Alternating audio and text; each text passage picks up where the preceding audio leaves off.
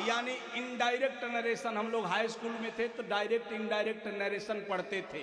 Direct यानी सीधे कह देना, इनडायरेक्ट बात को घुमा करके कहना। सीता जी ने घुमा करके बात को कह दिया कि मैं भी जंगल जाऊंगी। और जैसे कहा मैं भी जंगल जाऊंगी, कौशल्या जी ने कहा सीते आप जंगल जाओगी? जंगल तो राम जी को हुआ, आपको तो नहीं हुआ।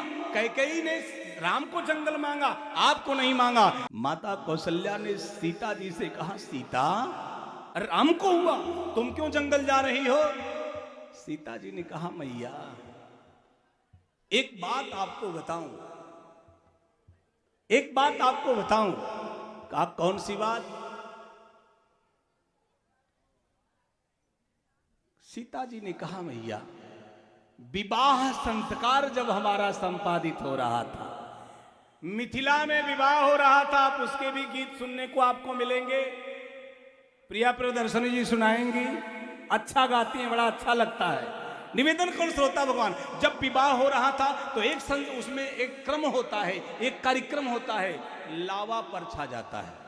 परछती हैं, लावा परछा जाता है। अच्छा किसका? मक्का का कि मखाया का? धान का। अरे लावा ही परछना है तो बड़का परछाओ। धान का लावा परछा जाता है। बोले क्यों धान का लावा परछा जाता है? तो दिनकर जी का एक चिंतन याद है गुरुदेव का। गुरुदेव जी कहा करते थे तीन चीजें समान हैं। कहा कौन? कहा धान, संत और बेटी, तीनों समान है। कैसे? धान रोप छीटा कहीं और जाता, रोपा कहीं और जाता, संत पैदा कहीं और होता, शोभा कहीं और बनाता, और बेटी पैदा कहीं और होती, घर कहीं और बसाती। इसलिए संत, धान और बेटी तीनों एक है। अच्छा तो लवा परछा गया तो क्या हुआ? सीता जी ने कहा जब लवा परछा गया, आज जैसे भड़भूज ने उस धान में गरम बालू डाला, वो धान फूटा और लवा में परिणित हुआ। क्योंकि धान के दो हिस्से होते हैं, एक भूसी और एक चावल। समय कम है, निवेदन करूं, भूसी और चावल, इसी में एक पति और एक पत्नी। चावल और भूसी में एक पति और पत्नी दोनों मिलते हैं तो धान होता है। और जब कूटा जाता अलग होते, भूसी बाहर और चावल अंदर।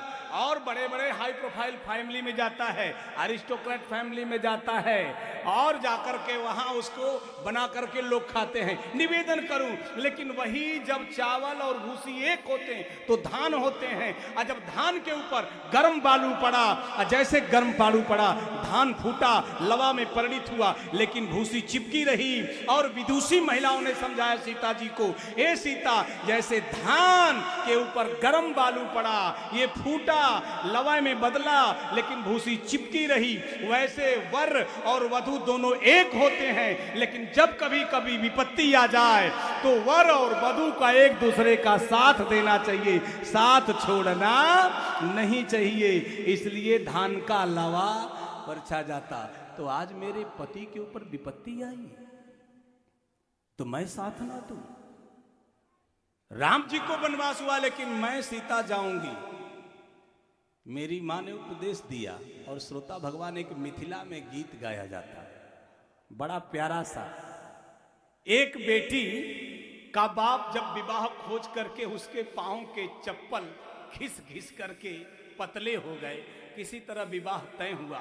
आंगन में बैठा, खाट बिछा दी गई, पत्नी पानी लाई।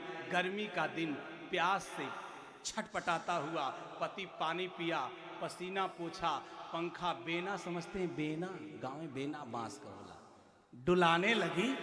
अब तो फर्राटा हो गया है, अगर प्लास्टिक के गिलास है, चाय है तो उड़िया जाएगा।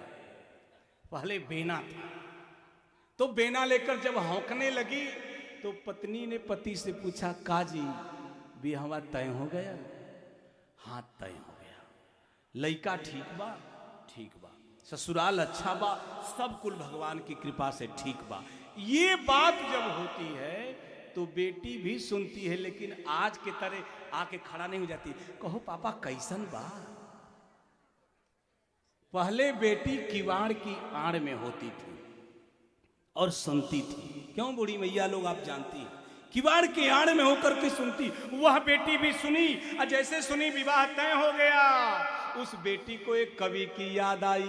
उस कवि ने बेटी को संबोधित होकर के लिख दिया, चिट्टू की न से नूरा महंग भैले बाबा, चुनरी भैले अनमोल, एही से नूरवा के कारण बाबा, छूटी जई है अम्मा के गोद। चिट्टू की न से नूरा महंग भैले बाबा, चुनरी भैले अनमोल, एही से नूरवा के कारण बाबा, छूटी जई है अम्मा के गोद। आगे कवि कहता है, अम्मा कहली बेटी नीति उठिया, बाबा कहला 6 मास, भैया कहला बहिन काज परोजन, भाभी कहली कवन काज। चिट्टू की न से नूरा महंग भैले बाबा, चुनरी भैली अनमोल। एक बड़ी प्यारी बात इसमें लिखा जाता है कवि के माध्यम से, उपदेश करता है कवि, लिख देता है, कभी कभी मिट्टी की सुगंध इस प्रकार से आती है जैसे महाकवि कालिदास ने रघुवंश महाकाव्य में महाराजा दिलीप की पत्नी सुदक्षिणा का उदाहरण देते हुए लिखा, सात्वं मदीयेन शरीर वृत्तिं देहेन निर्वर तुम प्रसीद। ये मिट्टी की सुगंध कैसी, बोले एक फूल जितनी महक देता है, उस महक से आप अपने आप को रोक नहीं पाते। लेकिन दुनिया की सबसे प्यारी सुगंध है कब, बोले जब तप्त धरा से, जब सूर्य के प्रकाश से तपती हुई धरा जब एकदम गर्म हो जाती है, गर्मी का दिन बीतता है, और जब आकाश में बादल घुमड़ करके अपनी वृष्टि से बर्दाश्त करते हैं बूंदों से, और जैसे वो बूंद धरती पर गिरती है, उस वक्त जो सुगंध निकलती है, दुनिया की कोई सुगंध उसका सामना करने वाली नहीं है, वो मिट्टी की सुगंध है। तुम भोजपुरी के मिट्टी की सुगंध बड़ी गजब की लिखते हैं, बाबा जे देहानाल अन धन सोनवा, अम्मा जे लहरे पटोर, भैया जे देहानाल हंसराज घोड़ावा, भाभी महुरवा के गांठ। विदाई में मेरे पिता ने इतना संपत्ति दे दिया कि 6 महीने बैठ के खाऊंगी। मेरी माँ ने विदाई का श्रृंगार, अंतिम विदाई का जो वस्त्र होता है वह दिया, जो मैं पहनूं 6 महीने में फट जाएगा। मेरे भैया ने हंसराज घोड़ा दिया, कहीं जाना है तो उस पर बैठ करके मेरी बहन जा सकती है। लेकिन वही बहन जब घर से डोली में बैठ करके विदा होती है, सब रो करके मिल लेते हैं। अंत में जब भौजाई जाती है, उहार खोलती है, डोली का उहार खोल करके मुंडी अंदर करती है, अपने ननद से कहती है, ससुराल जात हो तो ऐसन काम मत करी है कि नैहरे का नाम खराब हो जाए। अगर गलत काम करी है तो जहर खा के मर जाई है नैहर में मुंह। वही भाभी महुरवा के गांठ वो बेटी कहती है, लेकिन गजब का परिणाम आता है। बाबा के देहल धान 6 मासु खैबो, फाट जई है लहरे पटोर।